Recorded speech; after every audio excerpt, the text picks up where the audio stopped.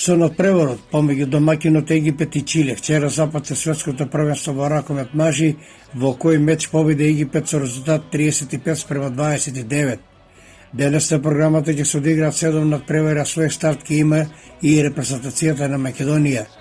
Нашиот подмладен тим во својот состав сепак ќе ги има искусите Лазаров, Стоилов, Пешевски, Поповски, голманот Митревски, а за противник ќе има ослабената селекција на Шведска, која ќе настапи без повеќеви на стандардни правотимци.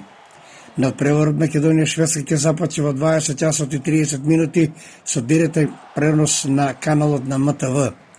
Како што е познато, Македонија како прва резерва настапува на овој ракометен мундијал по откажувањето на репрезентацијата на Чешка по големиот број заразени своји играчи од COVID-19. Вториот надпревар Македонија ќе го одигра на 16 јануари против Египет, а третиот и последниот во групата Г ќе го одигра со Чиле на 18 јануари.